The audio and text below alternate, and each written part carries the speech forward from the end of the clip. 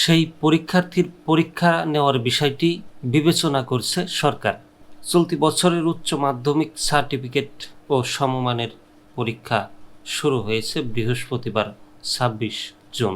অসুস্থ মাকে হাসপাতালে পৌঁছে দিয়ে পরীক্ষা কেন্দ্রে প্রবেশ করতে দেরি হওয়ায় প্রথম দিনের এইচএসসি পরীক্ষায় রাজধানীর সরকারি মিরপুর বাংলা কলেজ কেন্দ্রের এক শিক্ষার্থী পরীক্ষা না দিতে পারার ঘটনা গণমাধ্যমে প্রকাশিত হয়েছে।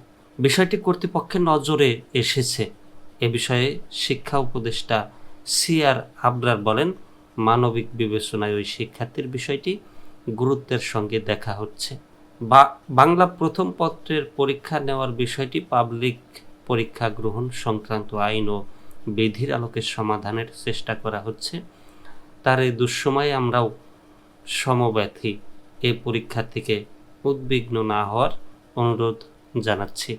কি এক পরীক্ষা, ডাবল পরীক্ষার মধ্যে পড়ছিল এই শিক্ষার্থী। মা স্ট্রোক করায় তাকে নিয়ে হাসপাতালে গিয়েছিলেন সম্ভবত, অন্যদিকে পরীক্ষা। বা কি করবেন এই মুহূর্তে? আপনি হলে কি করতেন? অবশ্যই কমেন্টে জানাবেন।